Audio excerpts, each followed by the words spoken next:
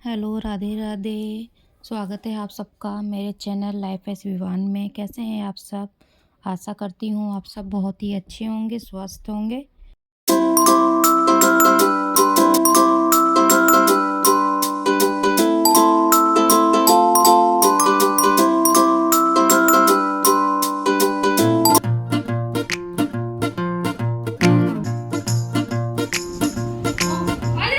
यहाँ पे हमारे विवान थे ना, जो बिल्कुल भी वीडियो बनाने नहीं दे रहे थे। जब जब मैं कैमरा लगा रही थी तो वो जाके कैमरा हटा दे रहे थे, लेकिन बहुत मुश्किल से मैंने ये कैमरा लगाया उसके छुपा के, जहाँ उसकी नज़र ना पहुँचे।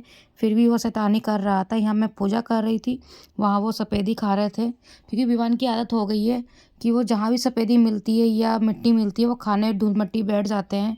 तो मुझसे बहुत ही परेशान हो चुकी हूँ और अकेले उसका ध्यान रखना मेरे लिए बहुत ही मुश्किल हो रहा था, क्योंकि ये हमारा ससुराल का सेकंड घर है जैतपुर में। क्योंकि मैं अपने ससुराल से अलग हो गई थी प्रेगनेंसी के टाइम पे।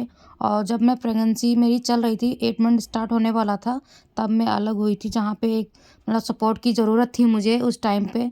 तो मुझे अपने ससुराल से कोई सपोर्ट नहीं मिला मेरी प्रेगनेंसी में। तो मैं दूसरे जो घर था मेरा जैतपुर में, मैं वहाँ शिफ्ट हो गई थी। और एक अकेले बच्चों के लेके दिन भर में अकेले रहना बहुत ही दिक्कत आई थी मुझे, लेकिन मैं बता नहीं सकती आपको। बहुत ही लंबी स्टोरी है वो, क्यों अलग हुई थी वहाँ से, किस कारण से हमें अलग आना पड़ा यहाँ, तो आपको बाद में बताऊँगी कि। तो यहाँ पे मैं पूजा कर रही हूँ भगवान की, और साथ साथ में बाबा को भी देखना पड़ता है, क्योंकि वो मिट्टी खा खा के बार बार मेरे पास ही आ जा रहे थे। उनको मौका मिलना चाहिए था मिट्टी खाने का। तो यहाँ पे मेरी ना हनुमान चालीसा पढ़ने की भी आदत पड़ गई थी, लेकिन किसी से पूछा कि मैं पूजा भी करती हूँ, तो कोई कोई बता रहा था कि प्रेगनेंसी में पूजा नहीं करते हैं, जोत नहीं जलाते हैं। मुझे नहीं पता कि करते हैं या नहीं करते, लेकिन मैं जब भी सुबह उठती थी तो मेरा काम करने के बाद मुझे पूजा करने का बहुत ही मन करता था। पता नहीं क्यों, अपने आप ही अंदर से ऐसा लगता कि मैं मतलब कि पूजा करूँ और चालीसा पढूँ। बहुत ही सुकून मिलता था हनुमान चालीसा पढ़ने के बाद मुझे, मानो कि एक शांति सी मिल गई हो। हेलो दोस्तों, Radhe Radhe. Welcome back to my blog life S वी1 में। कैसे हैं आप सब मेरी यूट्यूब फैमिली?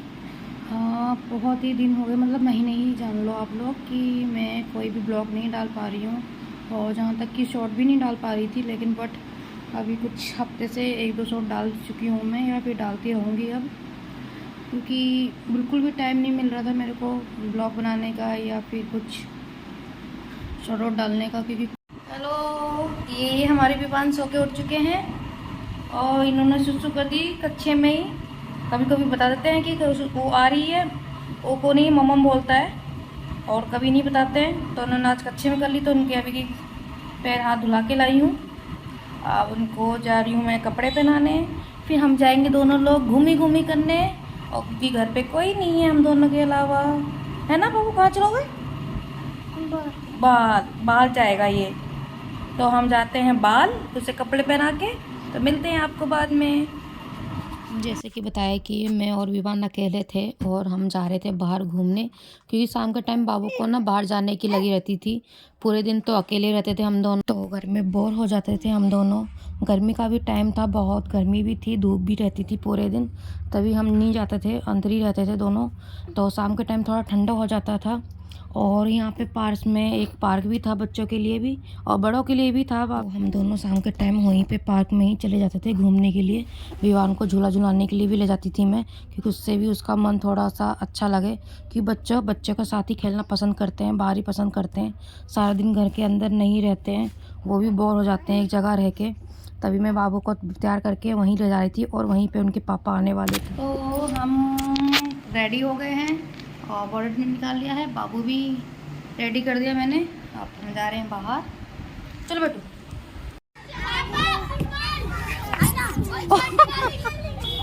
तो जैसे कि उनके पापा भी आ गए थे शाम के टाइम, शाम जल्दी, तो वो भी आ गए थे। पार्क में बुला लेता उनको, तो विवान खेल रहा था उनके साथ और विवान को झूला झुला रहे थे। फिर विवान को भी बहुत मज़ा आ रहा था, और वो पापा के साथ ज़्यादा ही मस्ती करता है। अपने पापा हो तो वहाँ वो सबको भूल जाता है, किसी के पास नहीं जाता है। विवान के झुलाने के बाद, उनको घुमाने के बाद हमें जाना था साईं बाबा मंदिर। पास में ही है, घर के दूर नहीं है।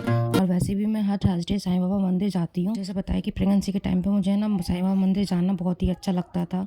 तो हम निकल गए थे साईं बाबा मंदिर, शाम हो चुकी थी, अंधेरा हो गया था।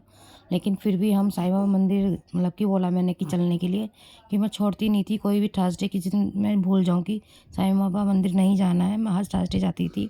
और अच्छा भी लगता था, जैसे कि बताया सुकून मिलता है जाना, पूजा करना मुझे उस टाइम पे। तो हम पहुंच गए थे साईं बाबा मंदिर। जिस टाइम पहुंचे थे हम साईं बाबा मंदिर, उस टाइम पे आरती हो रही थी साईं बाबा की, और उनको इसके बाद भोग लगाया जाता। और इस टाइम पे कीर्तन भी बहुत अच्छे से होते हैं साईं बाबा के, और भीड़ भी लगी रहती है खूब। आपको देख भी रहे होंगे कि कितनी भीड़ लगी हुई है। लेडीज़ों की लाइन अलग है साईं बाबा के मंदिर में, और जेंट्सों की अलग है। और उसके बाद हमने सबने आरती ली, दर्शन किए साईं बाबा के।